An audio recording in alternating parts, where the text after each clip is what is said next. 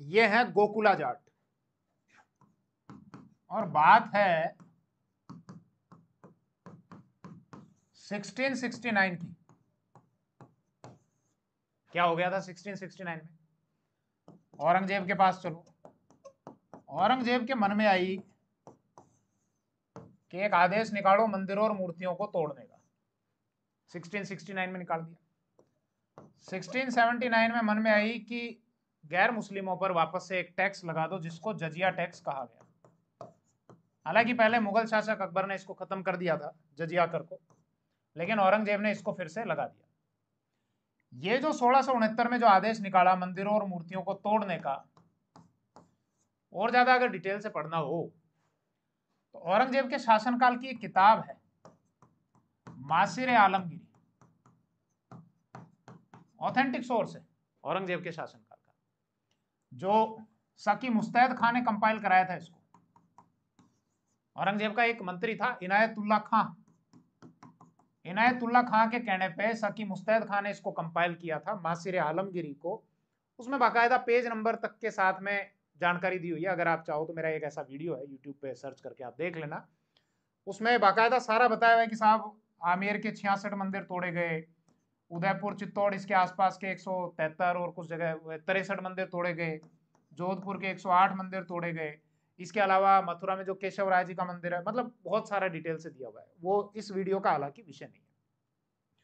तो औरंगजेब ने जब 1669 में यह आदेश निकाला कि मंदिरों और मूर्तियों को तोड़ा जाए, तो एक जगह आती है तिलपत, जो मथुरा के पास बताई जाती है। हालांकि मैंने नेट पे सर्च किया तो कुछ जगह इसको हरियाणा में बताया जा रहा है, लेकिन जैसा जो बुक्स हैं ऑथेंटिक वो ये कहती हैं कि साहब ये तिलपत जो है ये मथुरा वाला तिलपत है। यहाँ के एक व्यक्ति थे गोकुला जाट, और गोकुला जाट के द्वारा औरंगजेब की ये जो नीतियां थी, इन नीतियों का मथुरा के क्षेत्र में पहला संगठित विद्रोह किया गया था। ध्यान रखना, मैं विद्रोह नहीं कह रहा हूं कि विद्रोह किया गया था, पहला संगठित विद्रोह किया गया था। मतलब औरंगजेब की नीतियों का मथुरा के आसपास में अगर किसी ने संगठित विद्रोह किया था तो जाटों के द्वारा किया गया था। और किसके नेतृत्व में किया था? गोकुला जाट के नेतृत्व में। कब किया था? 1669 में। कहां पर किया था? तिलपत, इस मथुरा के क्षेत्र में। औरंगजेब कहां चुप बैठने वाला था? औरंगजेब ने एक सेना भेजी, एक युद्ध हुआ तिलपत का युद्ध, और तिलपत के युद्ध में गोकुला जाट को पकड़ लिया गया, और पकड़ने के बाद अमानवीय यातनाएं देकर और मौत के घाट उतार दिया गया। इसका कोई फौजदार था औरंगजेब का जिसका नाम था हसन अली करके उसका नाम था। तो इनको मौत के घाट उतार दिया गया गोकुला जाट को। ध्यान रखने वाली बात जो है, ये फैक्ट आप ध्यान रख लेना, तिलपत के क्षेत्र में औरंगजेब की नीतियों का पहला संगठित विद्रोह ये जाट किसानों के द्वारा, नेतृत्व गोकुला जाट के द्वारा 1669 में। क्लियर इतनी बात? अब जब गोकुला जाट की हत्या कर दी गई तो एक और व्यक्ति खड़े हो गए, ये थे राजाराम जाट। कौन राजाराम जाट? आप एक काम करो, आप भरतपुर जाओ, राजस्थान में आता है भरतपुर। भरतपुर में एक गांव आता है सिनसिनी, और इन सिनसिनी वालों का ही भरतपुर रियासत पर अधिकार रहा था, तो सिनसिनवारी जाट है। इस सिनसिनी के एक जमींदार थे बज्जा सिंह। ठीक, बज्जा सिंह के 7 बेटे बताए जाते हैं, उनमें एक राजाराम, इसके अलावा चूड़ामन, इसके अलावा भाऊ, ये वही भाऊ हैं जिनके बेटे होंगे बदन सिंह, और बदन सिंह के पुत्र सूरजमल, जिनको महाराजा सूरजमल हम जानते हैं, ये सूरजमल। तो ये सिनसिन के जागीरदार थे राजाराम जाट। इन्होंने लोगों को संगठित किया, बोले ऐसे कब तक चलता रहेगा भाई, गोकुला जाट की हत्या कर दी गई, विद्रोह करते हैं औरंगजेब के खिलाफ संगठित होकर। तो अब बात आ जाती है 1688 ईस्वी की। हालांकि कुछ जगह आपको 1685 भी देखने को मिलेगा, कुछ जगह 1688 भी देखने को मिलेगा। 1685 में इसलिए दिया हुआ है क्योंकि 1685 में औरंगजेब के खिलाफ इन्होंने मोर्चा खोल दिया था और शुरुआत कर दी थी। बोले क्या करें अपन? बोले अपन चलेंगे सिकंदरा, उत्तर प्रदेश में आता है ना सिकंदरा। बोले वहां क्या करेंगे? बोले औरंगजेब के मकबरे को तोड़ेंगे। अब जो मैं बता रहा हूं ये जानकारी है, एक किताब है हिंदी ग्रंथ अकादमी की, राजस्थान का इतिहास, कला, साहित्य एवं संस्कृति, उस किताब में जानकारी दी हुई है पेज नंबर 85 पर। ठीक है, क्या जानकारी है कि साहब 1685 कुछ जगह 1688 दिया हुआ है, हालांकि ये कोई इतना इंपॉर्टेंट नहीं है, एग्जाम में नहीं पूछा जाएगा, सुन लेना फिर भी। लेकिन हो सकता है ये चीज सिकंदरा में, अगर इस तरह का ये औरंगजेब के खिलाफ सिकंदरा में विद्रोह किया था भरतपुर के किस जाट जमींदार के द्वारा, इस तरीके से अगर पूछा जाए तो सिकंदरा में ये गए और सिकंदरा में अकबर का जो मकबरा है उसको तोड़ा, तोड़ने के बाद हड्डियों को निकाला और निकालने के बाद उन हड्डियों को जला दिया। अब दिमाग में सवाल आता है कि राजाराम जाट के द्वारा 1688 में ये क्यों किया गया, इससे क्या मिलने वाला था? अकबर के मकबरे को तोड़कर और फिर हड्डियों को निकाला गया और निकालने के बाद फिर हिंदू रीति रिवाज के हिसाब से फिर अंतिम संस्कार किया गया। मतलब ये बात समझ में आती है कि राजाराम जाट के द्वारा औरंगजेब को ये मैसेज देने के लिए इस प्रकार की एक्टिविटी की गई कि भैया तुमने कट्टरता के कारण जो गोकुला जाट के साथ में जो किया, या तुम्हारी जो कट्टरता, जो धार्मिक कट्टरता वाली जो नीतियां हैं, हम उनका विरोध करते हैं और विरोध स्वरूप हमने ये जो काम किया है, हालांकि इससे मिलना कुछ भी नहीं है, लेकिन विरोध स्वरूप तुमको ये मैसेज देने के लिए कि तुम अगर इस प्रकार से अत्याचार करोगे तो हमारे द्वारा इस प्रकार की ये घटनाएं अंजाम दी जाएंगी। अब तुमसे जो हो वो कर लो, अगर हमको मारना चाहो तो हम मरने के लिए तैयार बैठे। खैर औरंगजेब ने अपनी सेना भेजी और सेना भेजने के बाद इनको पकड़ लिया और पकड़ने के बाद इनको भी अमानवीय यातनाएं देकर और मौत के घाट उतार दिया।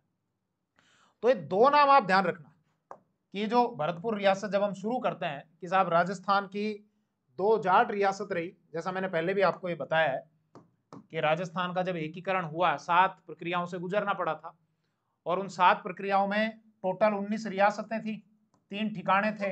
इन 19 रियासतों में से 2 रियासत थी जो जाट रियासत थी, एक तो थी आपकी भरतपुर और एक धौलपुर। तो ये जो भरतपुर वाले हैं, इस भरतपुर की जो हम शुरुआत कर रहे हैं, तो सबसे पहले हमने एक व्यक्ति को लिया गोकुला जाट, क्योंकि एक संगठित विद्रोह किया था औरंगजेब की नीतियों के खिलाफ 1669 में। और फिर हमने लिया राजाराम जाट जो सिंसिनी गांव के थे, सिंसिनी क्षेत्र भरतपुर में आता है, इन्हीं सिंसिनवार जाट का भरतपुर रियासत पर अधिकार रहा, भरतपुर रियासत का शासन इन्होंने चलाया। और यहाँ के एक व्यक्ति थे राजाराम जाट, जिनके द्वारा 1688 में सिकंदरा में अकबर का मकबरा तोड़कर हड्डियों को निकाल के हिंदू रीति रिवाज से उसका अंतिम, मतलब जला दिया गया था, हिंदू रीति रिवाज से उसका अंतिम संस्कार किया गया ताकि औरंगजेब को यह मैसेज दिया जा सके। क्लियर? अब ध्यान दो, अब क्या होता है कि जब राजाराम जाट की हत्या कर दी जाती है तो इन्हीं के भाई हैं कौन? चूड़ामन जाट। और चूड़ामन जाट के द्वारा अपना मुख्य केंद्र बनाया जाता है थूण। थूण जो एक किला है भरतपुर में आता है। देखो ध्यान दो, ये एक इमेज में, एक स्लाइड में आपको 3 इमेज दिख रही है। ये है चूड़ामन जाट, ये जयपुर के शासक सवाई जयसिंह, और ये बदन सिंह जिनको आगे, जिन्होंने डीग, वैर और कुमेर के किले बनाए थे, और इनके पुत्र थे महाराजा सूरजमल। ये 3 चित्र आपको नजर आते हैं। पहले इन पर हम ध्यान देते हैं, चूड़ामन पर। देखो राजस्थान हिस्ट्री का पूरा बैच अगर आपको ज्वाइन करना है तो भारद्वाज क्लासेस की एप्लीकेशन है, वहां पर जाकर आप पूरा बैच ज्वाइन कर सकते हो। राजस्थान हिस्ट्री के सारे टॉपिक अवेलेबल हैं, अकॉर्डिंग टू सिलेबस आपको जो भी टॉपिक चाहिए उस टॉपिक को आप देख सकते हो, पीडीएफ डाउनलोड कर सकते हो। तो सुनो, यहां पर चूड़ामन जाट जो है वो 1695 से और 1721 ईस्वी तक शासन किया इन्होंने। हालांकि भरतपुर की स्थापना नहीं हुई थी, आगे चलकर हुई थी। एक जगह आती है थूण, कहां पर आती है? भरतपुर। उसको अपना केंद्र बनाया इन्होंने, और थूण में एक किला था, वहां से ये ठीक अपना राज वगैरह चला रहे थे। इनके टाइम में क्या हुआ? देखो ये शासनकाल क्या है, बड़ा लंबा है, 1695 से 1721। हालांकि इतना बड़ा शासनकाल नहीं है, लेकिन फिर भी ये दौर ऐसा था जब मुगल साम्राज्य में बहुत उठापटक हो रही थी।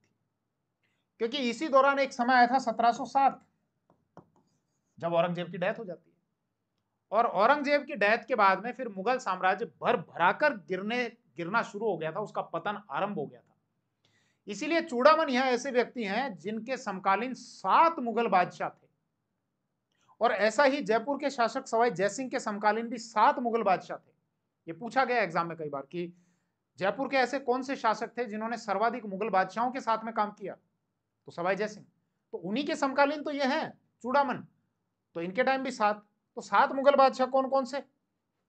ध्यान दो भाई, सबसे पहले तो औरंगजेब, 1707 में इसकी डेथ हो जाती है। फिर बहादुर शाह, इसका बेटा। फिर जहादर शाह, फिर फर्रुखशियर, फिर रफीउद्दरजात,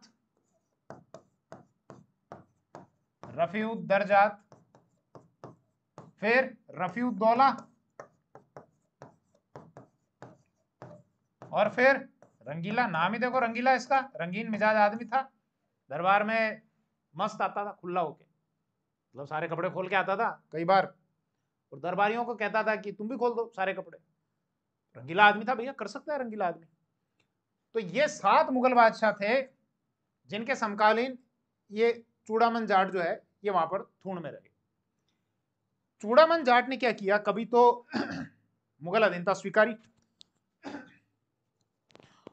और कभी जो है यहां पर इस क्षेत्र में अपने थाने भी स्थापित कर दिए, और जो मुगलों के जो राजमार्ग थे, शाही राजमार्ग, वहां पर धावे बोलने शुरू कर दिए कि भैया कोई भी व्यापारी वहां से निकल रहा है, कोई राहगीर वहां से निकल रहा है, तो एक काम करो, उनके पास में पैसा वगैरह तो है, व्यापारियों से ले लो। अब दिक्कत ये थी कि वो व्यापारी अपनी सुरक्षा के बदले में मुगलों को टैक्स दे रहा था। अब टैक्स भी दे रहा है और मुगल उसकी हिफाजत भी, उसकी रक्षा भी नहीं कर पा रहे। तो मतलब दिल्ली की बिल्कुल नाक के नीचे कोई व्यक्ति बैठा हुआ है चूड़ामन जाट, और उसके द्वारा जो शाही राजमार्ग हैं उन पर दावे बोले जा रहे हैं, तो ये मुगलों के लिए एक चुनौती थी। तो अब इस चुनौती से कैसे निपटा जाए, तो मुगलों के लिए तो ये जाटों का विद्रोह है, तो जाटों के विद्रोह का दमन करना पड़े। अब जब दमन करना पड़े तो भेजा जाए, तो पहले तो भेजा गया आमेर के शासक थे बिशन सिंह चूड़ामन जाट के लिए। बिशन सिंह को कोई सफलता नहीं मिली। फिर बाद में 2 बार भेजा गया सवाई जयसिंह को। सवाई जयसिंह को पहले दौर में हालांकि सफलता मिली, लेकिन क्रेडिट कोई और ही ले गया, अभी बात करूंगा मैं। और दूसरे दौर में जब सफलता मिली मोहम्मद शाह रंगीला के टाइम में, तो इनको फिर पूरा क्रेडिट मिला था और इनको एक उपाधि मिली थी रंगीला की तरफ से, राज राजेश्वर की। सुनना कहानी क्या है, ध्यान देना।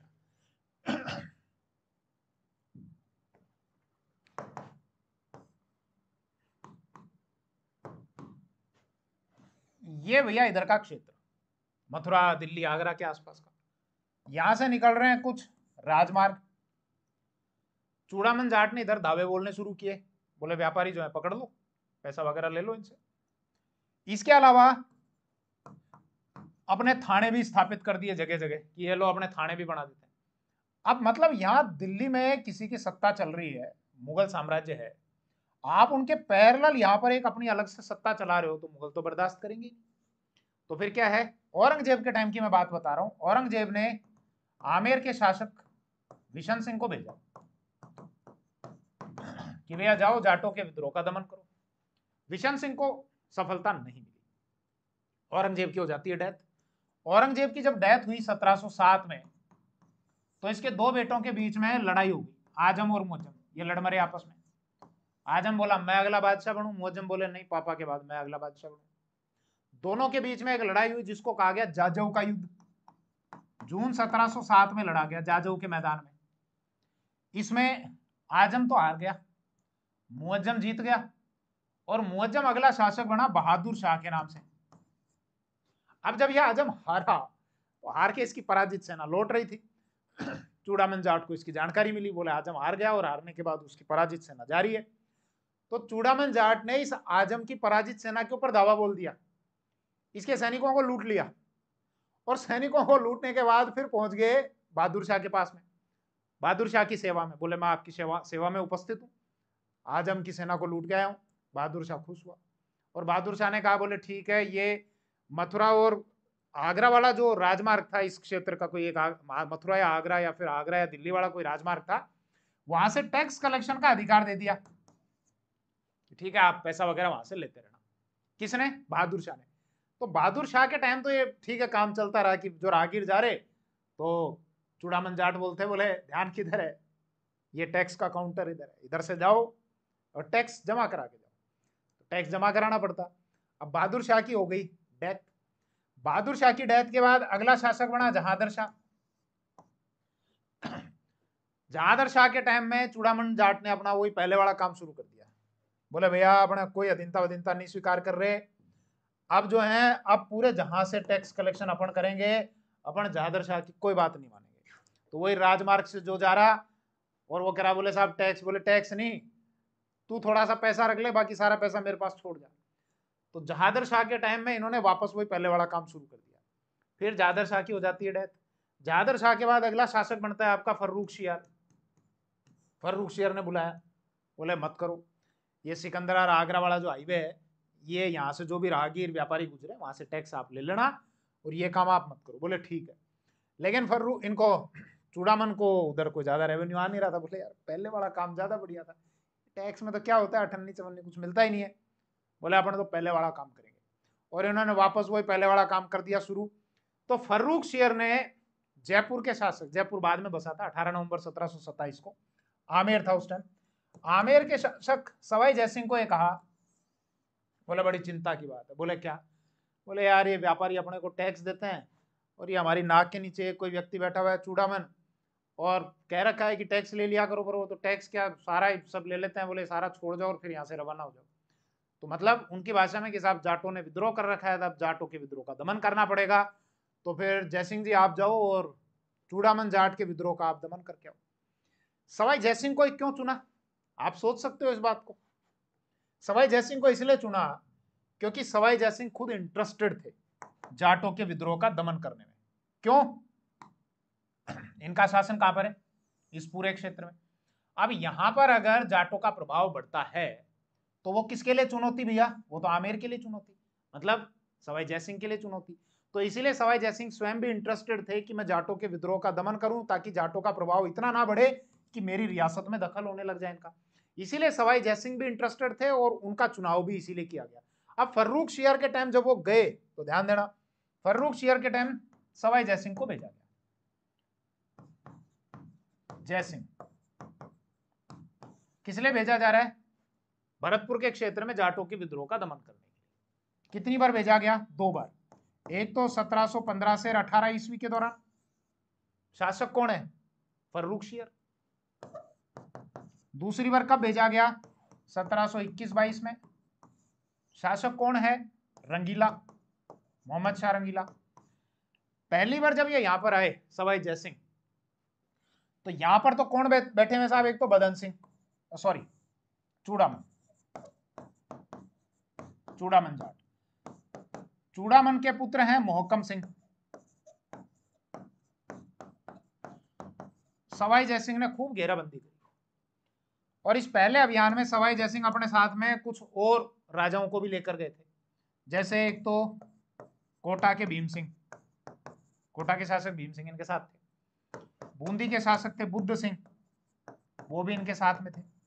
इसके अलावा नरवर है ना आपके मध्य प्रदेश में, वहां के शासक थे गद सिंह, वो भी इनके साथ में थे।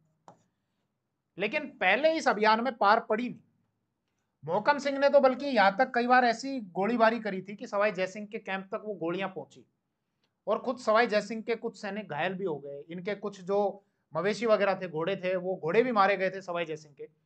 तो मतलब फाइनली कुछ हो नहीं रहा था। चूड़ामन जाट को वापस से अधीनता स्वीकार कराने में सक्सेस नहीं मिल रही थी। तो हम 2 भाई पढ़ते ना, सैयद बंधु अब्दुल्ला, एक तो हुसैन अली और एक अब्दुल्ला खान।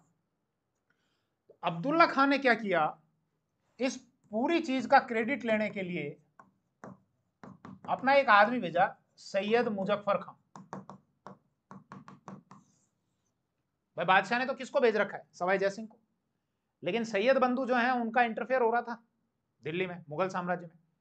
तो सवाई जयसिंह को ये पूरा क्रेडिट ना मिल जाए, तो सैयद अब्दुल्ला ने क्या किया कि सैयद मुजफ्फर खां को अपने प्रतिनिधि के तौर पे भेजा। किसके पास में? चूड़ामन जाट के पास में। और ये कहलवाया प्रतीकात्मक तौर पर अधीनता स्वीकार कर लो। बादशाह कुछ शर्तें वगैरह कहेगा तो एक बार बोल देना हाँ मैं मानता हूं, और बाद में मैनेज कर लेंगे अपन, आप तो एक बार आ जाओ। इसके कारण चूड़ामन जाट ने फर्रुख शेर की अधीनता स्वीकार कर ली, कुछ शर्तें मान ली। शर्तें क्या थी कि साहब ये थूण का जो किला है ना, उस थूण के किले को आप नष्ट कर दोगे, क्योंकि वहीं से संगठित होकर अपनी एक्टिविटी चला रहे थे। इन्होंने कहा ठीक है साहब, एक तो नहीं लूटेंगे आने जाने वालों को, दूसरा थूण के किले को नष्ट कर देंगे, मान ली। सारी जो जयसिंह ने मेहनत की थी इस पहले अभियान में, उसका सारा क्रेडिट ले गया ये आदमी। अब क्या हुआ? अब होती है घटना 1719 की, और 1719 में फर्रुख शेर की हत्या कर दी जाती है दिल्ली में। इस पर भी मैंने एक वीडियो बनाया हुआ है। यूट्यूब पे आप जाके देखना कि फर्रुख शेर को बहुत बेरहमी से मारा जाता है, आंखें फोड़ दी जाती हैं, चक्कू घुसाए जाते हैं आंखों में, और फिर उसको वहां की एक त्रिपोलिया, अब तो गेट है वहां, पहले जेल थी, उस जेल में बंद कर दिया जाता है और तड़पा तड़पा के मारा जाता है। फर्रुख शेर की जब हत्या होती है तो ये जो सैयद बंधु हैं ये अपनी पसंद का राजा बनाते हैं, ये फिर रफीउद्दर्जात को बनाते हैं, फिर उसको हटा देते हैं, वो मर जाता है थोड़े टाइम में, टीबी वगैरह हो जाती है, फिर रफीउद्दौला को बनाते हैं, फिर मोहम्मद शाह रंगीला को बनाते हैं। तो दिल्ली में इन सैयद बंधुओं का इतना इतना प्रभाव था कि साहब ये जिसको चाहते उसको मुगल बादशाह बना लेते। आज इनकी मर्जी है कि नहीं साहब नया बनाना है तो ये नया बना लिया करते थे। तो जब वहां दिल्ली में इतनी उठापटक हुई, राजनीतिक अस्थिरता हुई, तो चूड़ामन जाट ने कहा बोले कौन सी शर्तें, कौन सी अधीनता, कोई अधीनता वगैरह कुछ नहीं, कोई स्वीकार नहीं करते अपन, और अपन तो वापस पहले वाला काम अपना जारी रखेंगे। अब अगला बादशाह कौन बनता है? रंगीला। रंगीला के टाइम में भी चूड़ामन जाट तो वही अपने पहले वाला काम। तो रंगीला ने फिर सवाई जयसिंह को कहा, बोले जयसिंह जी आप जाओ और विद्रोह का दमन करके आओ। बोले ठीक है। अब घटना है 1721-22 की। तो सवाई जयसिंह, ध्यान रखना, ये दूसरी बार जाते हैं जाटों के विद्रोह का दमन करने के लिए। अब जब यहां पर सवाई जयसिंह जाते हैं तो सवाई जयसिंह ने देखा कि भैया इस बार एक अलग तरीके से अपन काम करेंगे। कौन सा तरीका? सवाई जयसिंह ने एक व्यक्ति से संपर्क किया, ये व्यक्ति बदन सिंह। बदन सिंह को अपनी ओर मिलाया। बदन सिंह कौन? चूड़ामन जाट के भतीजे। बदन सिंह ने इनका साथ दिया, सवाई जयसिंह का। और बदन सिंह के सहयोग से फिर वो जो थूण का किला है, उस थूण के किले पर सवाई जयसिंह का अधिकार हो गया। हालांकि सुनना बात को, 1721 में चूड़ामन जाट विषपान करके और अपने प्राण त्याग देते हैं, भैया आत्महत्या कर लेते हैं चूड़ामन जाट। चूड़ामन जाट के जो बेटे थे मोहकम, मोहकम ने लास्ट तक लड़ाई लड़ी कि किसी भी तरीके से थूण का किला नहीं जाना चाहिए हाथ से। मोहकम ने 3 लाख रुपए दिए। किसको? जोधपुर के शासक थे अजीत सिंह। क्यों? बोले आप मेरी सैनिक सहायता करो। तो जोधपुर के शासक को सैनिक सहायता के बदले में 3 लाख रुपए दिए। अजीत सिंह ने एक सेना भी रवाना कर दी विजयराज भंडारी के नेतृत्व में। विजयराज भंडारी को कहा कि बोले जाओ और मोहकम सिंह की हेल्प करो। विजयराज भंडारी जब आए तो ये सांबर अंबर तक पहुंचे थे, मतलब थूण तक नहीं पहुंच पाए थे। सवाई जयसिंह ने थूण के किले की घेराबंदी कड़ी कर रखी थी। मोहकम सिंह को ये लगा कि अब तो भैया जीतना इम्पॉसिबल है। तो रात को ही नवंबर और 1722 की रात को थूण के किले में आग लगाकर और मोहकम सिंह जो है वो यहां से भाग गया। मोहकम सिंह जब यहां से भागा तो अब अगला शासक किसको बनाया सवाई जयसिंह ने? बदन सिंह को। तो बदन सिंह को बोले आप अगले शासक यहाँ के, आप यहाँ के जाटों के लीडर।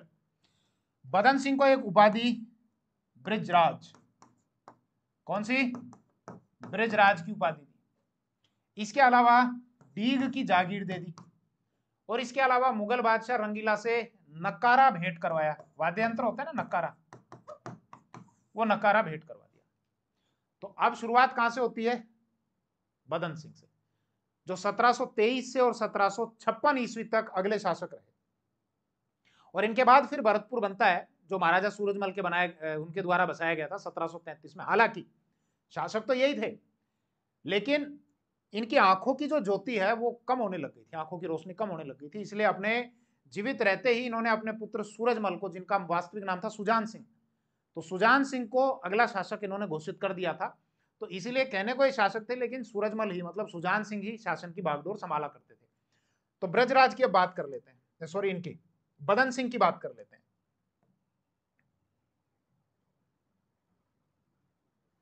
ध्यान देना भैया, क्या बताया? बदन सिंह कब से कब तक? 1722 से और 56 ईस्वी तक। ब्रिजराज की उपाधि किसने दी? सवाई जयसिंह ने। कौन सी जागीर दी? डीग की जागीर। किससे नकारा दिलवाया? मतलब किस मुगल बादशाह ने नकारा दिया था? मोहम्मद शाह रंगीला ने। कुछ किले हैं भरतपुर में, डीग, वैर, कुम्हेर। डीग, वैर और कुम्हेर, ये किले किसके द्वारा बनवाए गए? बदन सिंह के द्वारा। अच्छा, जब आप यहां जाओगे, ये जो किला है ना डीग वाला, जल महल बना हुआ है। डीग को बोलते हैं जल महलों की नगरी, और ये जल महल बनाया था इनके पुत्र सुजान सिंह ने, मतलब महाराजा सूरजमल ने। इसी डीग महल में जब आप जाओगे ना तो एक बगीचा है, उस बगीचे का नाम है नौलखा बगीचा, शायद पूछा गया है कभी, नौलखा बगीचा। इस नौलखा के नाम से राजस्थान में कई जगह है, कहीं दुर्ग बना हुआ है, कहीं बुर्ज है, कहीं पर भंडार है, कहीं पर नौलखा दरवाजा है। और एग्जाम में ये चीज कई बार पूछी गई है कि बताओ नौलखा भंडार कहाँ है, नौलखा बुर्ज कहाँ है, नौलखा महल कहाँ है, नौलखा मंदिर कहाँ है, नौलखा दरवाजा कहाँ है। तो ये फैक्ट में लिखा रहा हूं आपको। कौन से फैक्ट लिखा रहा हूं? नौलखा से रिलेटेड, नौलखा फैक्ट्स। आपसे पूछा जाए कि नौलखा दरवाजा कहां पर है, उत्तर देना रणथंभौर, ठीक। नौलखा बुर्ज, बुर्ज होती है ना किलों में, जो बुर्ज होती है, इसके अलावा भंडार, ये कहां पर है तो चित्तौड़। नौलखा दरवाजा रणथंभौर, नौलखा बुर्ज और भंडार कहां पर है, चित्तौड़ में। आपसे पूछा जाए कि नौलखा झील बूंदी, आपसे पूछा जाए नौलखा बावड़ी, बावड़ी स्टेपवेल, जानते होंगे, ज्योग्राफी में पढ़ा होगा, मैंने बताया आपको। ये नौलखा बावड़ी कहां पर है, डूंगरपुर। आपसे पूछा जाए नौलखा मंदिर, पाली में। आपसे पूछा जाए नौलखा दुर्ग, झालावाड़ में। आपसे पूछा जाए नौलखा महल, उदयपुर, उदयपुर में ना गुलाब बाग, वहां पर एक महल बना हुआ है जिसको नौलखा महल कहते हैं। तो ये नौलखा से रिलेटेड कुछ फैक्ट है। अब हम बात करते हैं, देखो यहां बदन सिंह तक तो हमारी बात हो गई। बदन सिंह के बाद आगे हम बात करते हैं इनके पुत्र सुजान सिंह, महाराजा सूरजमल के बारे में। पूरा वैसे बैच अगर आपको ज्वाइन करना है भारद्वाज क्लासेस की एप्लीकेशन पर, राजस्थान हिस्ट्री का पूरा बैच आप ज्वाइन कर सकते हैं। चलिए महाराजा सूरजमल पर आते हैं। तो ध्यान दो भैया,